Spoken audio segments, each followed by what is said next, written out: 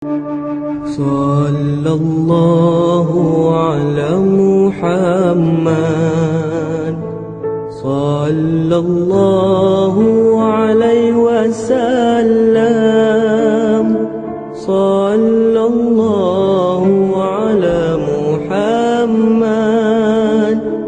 sallallahu alaihi wasallam. Bismillahirrahmanirrahim. Assalamualaikum warahmatullahi wabarakatuh. Alhamdulillah wassalatu wassalamu ala Rasulillah.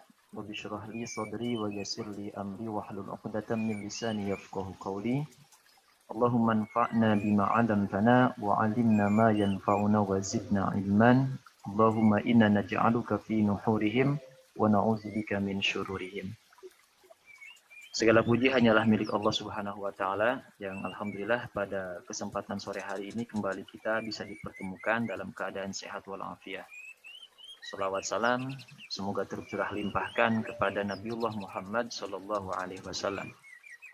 Selanjutnya kami haturkan terima kasih kepada MC ataupun pembawa acara yang sudah memberikan kesempatan dan kepercayaan untuk berbagi sharing bersama santri Husnul Khotimah dalam rangka agenda Ad-Daurah At-Tarqiyah. Ad-Daurah At-Tarqiyah. Mudah-mudahan pertemuan kita secara virtual ini mendapatkan keberkahan dari Allah Subhanahu wa taala. Dan tak lupa kami di sini asatid mendoakan antum semuanya. Semoga antum kemudian keluarga, abi, umi, ayah, bunda semuanya ada dalam keadaan sehat walafiat. Amin ya Allah ya Rabbal alamin. Para santri yang kami cintai dan tentunya kami banggakan, tema yang disajikan pada kesempatan sore hari ini luar biasa.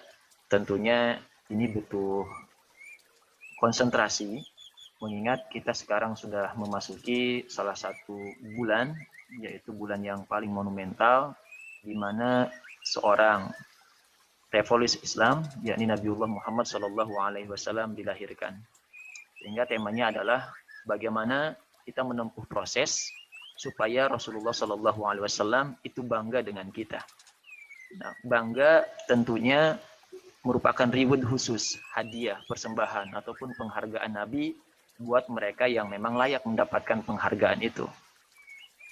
Jadi sangat rugi seandainya kalau kita misalkan tidak mendapatkan kebanggaan dari Rasulullah Shallallahu Alaihi Wasallam. Next, baik kita perhatikan sebelum kita membahas lebih jauh, kita tanyakan terlebih dahulu, tanyakan ke personal masing-masing, siapa sih kita ini? Siapa sih saya ini? Jawabannya akan ditemukan di slide yang kedua. Saya adalah santri Husnul Khotimah 2 Kuningan. Saya adalah santri Husnul Khotimah 2 Kuningan. Pertanyaan selanjutnya muncul. Santri HK2 itu siapa? Nah, pertama, santri Husnul Khotimah 2 itu merupakan anugerah Tuhan ataupun anugerah Allah. Kenapa Ustadz menyebutkan bahwasanya antum itu saat ini sedang mendapatkan anugerah Allah? Karena jujur diakui bahwasanya antum bisa masuk ke Husnul Khotimah itu tidaklah mudah. Mengingat banyak ribuan santri yang daftar, bahkan tahun ini juga alhamdulillah membludak, yang mendaftarkan diri untuk menjadi bagian dari Husnul Khotimah, tetapi karena kuota terbatas tidak semuanya yang daftar itu bisa diterima. Dan alhamdulillah antum yang sekarang sudah ada di Husnul Khotimah itu menjadi salah satu bagian yang diterima dari Husnul Khotimah. Dan tentunya adanya antum di sini itu merupakan anugerah yang tidak diberikan kepada siapapun kecuali sama antum. Maka tentunya anugerah ini betul-betul harus dijaga dengan cara kita mensyukurinya. Kemudian kita niatkan dengan anugerah tersebut, kita niatkan mudah-mudahan kita kelak menjadi pribadi yang soleh. Soleh itu tentunya nanti akan dibahas di slide selanjutnya. Kedua, santri Husnul Khotimah itu siapa? Kita ini siapa? Kita ini disebutnya adalah agent of the change bahasanya. Agent of the change itu adalah calon agen perubahan. Antum ini agen-agen perubahan. Makanya kami di sini bukan berbicara di depan santri sebenarnya. Jujur Ustadz merasa bangga dengan antum di sini karena mungkin secara usia antum masih usia remaja. Tetapi bagi Ustadz pribadi, Ustadz saat ini sedang berbicara di depan mereka yang kelak akan memberikan warna Islam ke depannya. Antumlah kelak, wajah-wajah antumlah yang akan memberikan perubahan dalam dunia Islam. Jadi makanya antum disebut agen perubahan, di mana antum tahu sendiri bagaimana kondisi Islam saat ini, maka antumlah yang akan merubah itu. Ustaz yakin masa depan Islam ada di tangan antum semuanya. Bukan kami, tetapi antumlah dari sekian banyak santri husnul khotimah, pasti kami yakini ada di antara antum yang mampu memberikan perubahan. Perubahan yang ke arah lebih baik. Maka antum akan kelak menjadi muslih. Jadi tidak cukup nanti sebagai seorang yang soleh, tapi juga harus muslih. Yang ketiga, santri husnul khotimah itu adalah para penerus estafet suci. Yang diemban sama kita, terutama sama santri husnul khotimah, adalah misi-misi kenabian.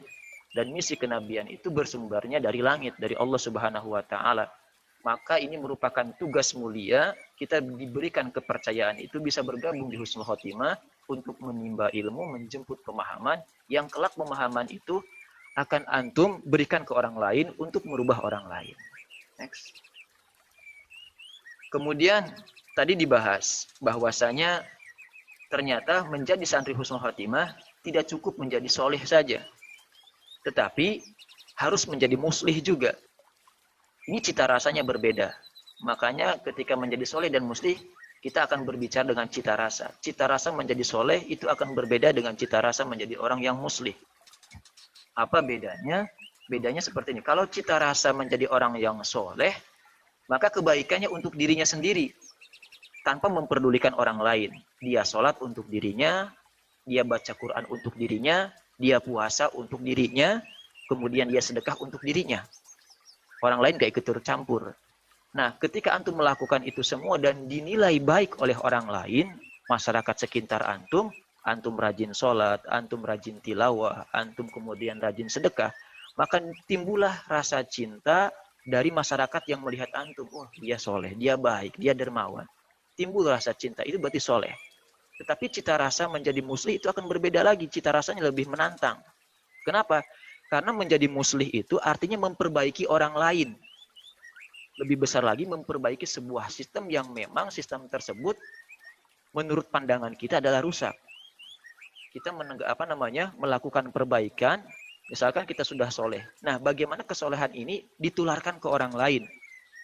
Makanya risikonya kita dimusuhi oleh orang lain. Bagaimana dulu Rasulullah Shallallahu Alaihi Wasallam dulu disebut gelar Al-Amin kan? Karena dia soleh. Disebut Al-Amin, orang yang jujur, orang yang terpercaya. Karena saat itu Nabi soleh. Tetapi ketika Rasulullah melakukan gerakan islah, perbaikan, maka mulai muncullah permusuhan dari orang-orang Quraisy.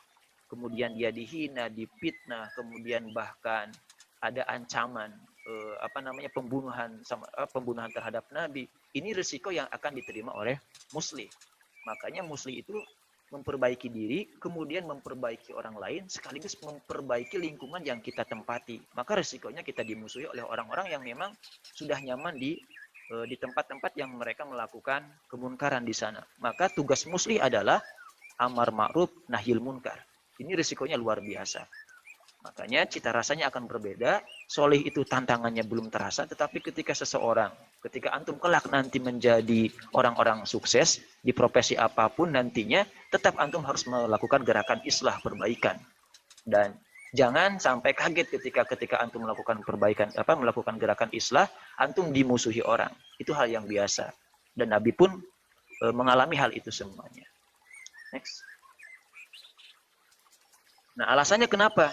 Kok bisa berbeda cita rasanya antara orang solih dengan orang muslih? Sepintas tadi di awal sudah dijelaskan bahwasanya tantangan orang soleh itu berbeda. Kenapa? Karena orang lain tidak terganggu dengan bentuk ibadah kita. Kita sholat kan kita nggak mengganggu orang lain. Kita ngaji nggak mengganggu orang lain. Kita puasa nggak mengganggu orang lain. Mereka happy, nyaman saja. Tetapi ketika antum sudah melakukan gerakan islah, misalkan menegur orang yang mabuk-mabukan, otomatis nanti ada counter attack gitu, perlawanan dari mereka karena mereka merasa terganggu privasinya, kepribadiannya terganggu. Karena mereka merasa terganggu, karena antum misalkan melakukan islah, melakukan AMNM, itu AMNM itu singkatan ya, amar ma'ruf nahil munkar. Jadi AMNM itu amar ma'ruf nahil munkar. Ketika kita melakukan amar ma'ruf nahil munkar, maka tantangannya akan luar biasa karena mereka merasa terganggu dengan keberadaan kita. Misalkan di komplek antum yang biasanya nongkrong di pos kamling, kemudian sambil main gaple, kemudian disempurnakan dengan minuman-minuman keras, kemudian antum terbur itu. Nah, otomatis keberadaan mereka itu merasa terganggu gitu dengan kemunculan antum. Makanya wajar muslih itu cita rasanya lebih rasa. Oke, next. Pinter soleh, lantas apa sih yang harus kita lakukan? Ya, apa sih yang harus kita lakukan ketika seseorang misalkan kita nanti ke depannya dihadapkan dengan situasi seperti itu? Nah, sebelum Ustadz membahas masalah ini, antum di husnul khotimah, jangan khawatir, cita-cita antum tidak akan pernah dibunuh di sini. Sekali lagi Ustadz sampaikan, cita-cita antum tidak akan hilang, tidak akan dibunuh oleh husnul khotimah. Artinya, husnul khotimah tidak akan pernah menjadi penghalang untuk antum meraih sukses masing-masing. Husnul khotimah tidak akan menganjurkan antum, pokoknya antum harus jadi ustadz saja yang standby di masjid. Enggak. Tetapi husnul khotimah terus akan memberikan dukungan sama antum, apapun kelak nanti profesi antum, apapun nanti karir antum, silakan antum berkarir dimanapun, tapi jadikan profesi itu, karir antum itu sebagai medan ataupun sebagai ladang jihad di sana. Sebagai ladang jihad melakukan perbaikan. Makanya di redaksi yang pertama ada kalimat kunu muslihina wala taktafu bi an takunu sholihin. Kalian harus menjadi pribadi yang muslih, menjadi pribadi yang melakukan perbaikan. Wala taktafu, dan jangan merasa cukup bi an takunu sholihin. Hanya sebatas menjadi orang soleh saja. Jadi kita belum cukup kalau sudahlah, yang penting kita sholat saja, terserah orang lain mah. Yang penting kita nyaman ibadah, gak merasa terganggu. Peduli amat orang lain mau sholat ke, mau misalkan dia mau judi, terserah. Yang penting bukan saya. Terserahlah orang mah mau melakukan LGBT. Yang penting saya bukan pelaku LGBT misalkan. Nah itu berarti kita cukup menjadi orang soleh saja, belum melakukan muslihin. Nah dampaknya apa kalau misalkan kita mencukupi diri sebagai orang yang soleh? Luar biasa nanti dampaknya. Nanti di ayat yang kedua di sana terlihat di dalam surat Hud kalau tidak salah ayat 11, wa ma kana rabbuka liyuhlikal qura bizulmi wa ahluha muslihun. Wa ma kana rabbuka, Allah Tuhan kita, Tuhan kamu, Tuhan kita semuanya tidak akan pernah liyuhlikal qura, menghancurkan sebuah komunitas, sebuah tempat, sebuah kampung, sebuah negara bizulmin, karena sebab kezoliman mereka, wa ahluha, sementara penduduknya muslihun, ada yang melakukan perbaikan. Artinya ini ada hubungannya antara antara kerusakan, antara kehancuran sebuah tempat, kemudian lebih besar skalanya adalah kehancuran sebuah negara, sistemnya. Itu kenapa? Tidak akan terjadi selama ada orang-orang yang melakukan perbaikan di sana. Berarti logikanya terjadinya kerusakan di sebuah negara, baik kerusakan secara kecil skalanya ataupun skala besar, itu karena ada orang-orang soleh yang ikut andil di sana. Ada orang soleh pun ikut andil ternyata membuat kerusakan. Kok bisa orang soleh ikut andil melakukan kerusakan? Karena dia membiarkan, tidak melakukan amar ma'ruf nahil munkar. Jadi jangan menyalahkan terus-terusan orang yang melakukan kejahatan ketika negara ini rusak, gara-gara dia. Bukan seperti itu. Jadi tidak cukup menyalahkan orang lain, tidak cukup menyalahkan kondisi ataupun menyalahkan keadaan. Tapi coba tanyakan ke kita, kita sudah memberikan andil apa nih ke orang itu? Apakah kita sudah menegur mereka atau belum?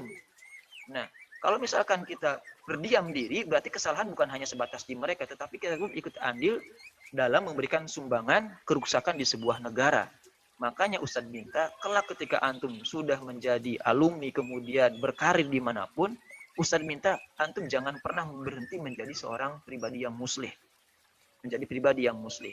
Melakukan perbaikan sistem. Kalau antum hobinya di IT, misalkan, ngoprek masalah internet, silakan antum jadikan ladang dakwah di sana. Kalau antum hobinya di masalah tulisan, silakan tulisan antum ini dijadikan ladang dakwah di sana. Karena kita sudah memasuki Ghazwul Fikri, perang pemikiran. Kita sekarang bukan perang lagi mengangkat senjata, tetapi perang pemikiran. Kalau antum misalkan bisa mengoperasikan sebuah sistem, silakan antum berjihad di sana. Kalau antum hobinya di media, misalkan bermain televisi, silakan antum bikin televisi yang menarik mungkin. Kemudian kalau antum misalkan hobinya di olahraga, silakan antum jadikan olahraga tersebut sebagai media dakwah. Seperti yang Ustaz pernah sampaikan ketika di kelas. Bagaimana seorang sepak bola Mesir bisa mencerminkan Islam di sana. Ketika dia sudah mencetak gol, langsung dia melakukan sujud syukur. Banyak orang yang terpukau dengan keislamannya dan masuk Islam. Berarti dia dakwahnya pun dijadikan sarana hobinya jadikan sarana dakwah. Yang terbaru akhir-akhir ini siapa? Habib Nurmagomedov. Habib Nurmagomedov seorang petinju ataupun petarung bebas yang berasal dari Rusia. Dia dakwah di sana, sekalipun sebagai seorang petarung, tapi dia mencerminkan Islam di sana. Ingat, orang kafir tidak akan membaca Al-Quran. Orang kafir tidak akan membaca Al-Quran, tetapi orang kafir akan membaca kita sebagai seorang muslim yang senantiasa berinteraksi dengan Al-Quran. Maka tugas kita adalah mencerminkan, menjelmakan Al-Quran ada dalam diri kita. Sebagaimana yang diperlihatkan oleh Habib Nurmagomedov. Ketika beliau ada di atas ring, ketika kemudian meraih kemenangan, kalimatul hamdalah dia ucapkan. Dan sekarang mengambil keputusan untuk pensiun. Dalam rangka apa? Berbakti kepada orang tuanya. Jadi kita kembali bahwasanya sebuah sistem itu akan tetap nyaman, akan tetap aman sebuah negara kalau misalkan di sana ada orang-orang yang muslih. Orang-orang yang melakukan perbaikan, tidak diam diri saja. Dan ketika kita memperbaiki sistem ini, makanya kelak Ustaz minta ada di antara antum lah yang bercita-cita jadi presiden untuk memperbaiki sistem yang ada di negara kita. Umat Islam ini terbanyak di Indonesia. Secara kuantitas memang iya, tetapi kualitas kita nggak diperhitungkan sama orang lain. Jumlah kita banyak, tetapi kita dikalahkan oleh jumlah yang minoritas. Kenapa? Karena kita berdiam diri. Kita tidak mau masuk ke sistem. Makanya sekali lagi, Ustaz minta dan harapan sama antum, kelak ada yang bercita-cita, ada yang jadi presiden di antara antum untuk memperbaiki sistem ini. Jangan biarkan kita ikut andil memberikan kerusakan dengan sistem yang terjadi di negara kita. Nah, kalau kita melakukan itu semua, maka sudahlah berarti kita sedang melakukan risalah-risalah kenabian, melanjutkan estafet kenabian yang terhenti. Maka jangan sampai berhenti di kita. Kalau kita langsung melanjutkan apa yang pernah dilakukan oleh Nabi, betapa bangganya Nabi sama kita. Maka disinilah kenapa Rasul bisa bangga sama kita, karena kita mampu melaksanakan dan melanjutkan estafet dakwah kenabiannya. Makanya kita ini seorang ulama. Kenapa ulama disebutnya warasatul anbiya, pewaris para nabi? Karena kita sedang mengemban misi suci, yaitu misi dari langit, dari Allah Subhanahu wa Ta'ala. Baik, para santri Husnul Khotimah 2. Selanjutnya di slide berikutnya. Oke. Ini Ustaz akan cantumkan beberapa hadis ya, yang akhirnya Nabi pun akan bangga sama kita. Nabi pun akan bangga sama kita kalau kita melakukan apa yang pernah dilakukan oleh Nabi. Silakan antum ikuti apa yang ada di slide tersebut. Qala Rasulullah sallallahu alaihi wasallam, "Dzata yaumin." Suatu ketika Rasulullah sallallahu alaihi wasallam ini pernah mengutarakan sebuah pernyataan di hadapan para sahabat tentunya. Nah, kata Rasul, "Ya laitani qad laqitu ikhwani." Kata Rasul di hadapan para sahabat, "Wahai para sahabat, betapa ingin aku berjumpa dengan ikhwan, dengan saudara-saudaraku," kata Nabi. Nah, mendengar Nabi mengucapkan itu, ada protes dari para sahabat. Faqala lahu Abu Bakrin wa Umar. Faqala lahu Abu Bakrin wa Umar. Mendengar Nabi ngomong kayak gitu, Abu Bakar dan Umar protes bahasa kitanya. Protesnya bagaimana? Awalasna ikhwanak. Wahai Nabi Allah, bukankah kami ini adalah saudaramu? Kata Abu Bakar dan Umar. Aman nabik, kami beriman kepadamu. Wahajarna ma'ak, dan kami pun ikut hijrah besertamu. Kenapa engkau menyatakan engkau rindu ingin bertemu dengan sahabat-sahabatmu, dengan ikhwanmu, dengan saudara-saudaramu? Qala, Nabi pun menjawab, qad amantum wahajartum. Betul kalian memang beriman. Betul memang kalian pernah berhijrah. Wa ya laitani qad laqitu ikhwani. Kembali Nabi mengutarakan betapa ingin aku bertemu dengan ikhwan, dengan saudara-saudaraku. Fa'adal qaul. Nabi pun mengulangi kalimat tersebut. Faqala Rasulullah sallallahu alaihi wasallam, Rasul pun langsung memberikan pernyataan dan penjelasan, antum ashabi. Betul memang Abu Bakar, Umar, engkau sahabatku. Walakin ikhwani, tetapi yang dimaksud olehku tentang ikhwan, saudara-saudaraku, alladzina ya'tuna min ba'dikum, adalah mereka generasi-generasi setelah kalian. Yaitu yang dimaksud adalah kita. Kita ini generasi yang ada setelah era para sahabat, era tabi'in. Nah, kita dirindukan sama Nabi. Alladzina ya'tu min ba'dikum. Mereka yang datang setelah kalian. Yu'minu Nabi. Kemudian setelah mereka hadir, yu'minu Nabi. Mereka itu beriman kepadaku. Wa yuhibbuni. Mereka pun mencintai aku. Wa yansuruni. Mereka pun membantu aku. Wa yusaddiquni. Mereka pun membenarkan aku. Jadi kalian wajar para sahabat bisa beriman kepadaku, karena kalian bisa langsung melihat wajah aku. Tetapi bagi mereka ikhwan, generasi setelah kalian, mereka tidak melihat aku, kata Nabi. Tetapi mereka mampu mengutarakan imannya. Mereka mencintai aku. Padahal mereka belum pernah bertatap muka dengan aku. Dan aku pun belum pernah melihat wajah mereka. Bahkan mereka mempertaruhkan nyawanya, mengorbankan dirinya untuk menyelamatkan agama ini. Untuk menyelamatkan agama ini. Maka betapa rinduku pada mereka. Wa ma ra'auni. Dan mereka sementara belum melihat aku. Faya laitani qad laqitu ikhwani. Betapa aku sangat merindukan dan ingin bertemu sama mereka. Ini adalah keinginan Nabi bertemu dengan kita. Kita adalah umat-umat yang dibanggakan Nabi. Kita adalah umat-umat yang dirindukan oleh Nabiullah Muhammad SAW. Lantas ketika kita dirindukan oleh Nabi, akankah kita membalas kerinduan Nabi? Kemudian dengan cara apa kita membalas kerinduan Nabi? Next. Caranya, kita membalas kerinduan Nabi Muhammad SAW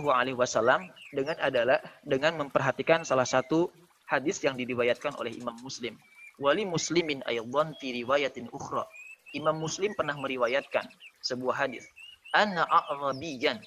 Pernah suatu ketika seorang A'rabi itu adalah seorang seseorang yang berasal dari perkampungan ya.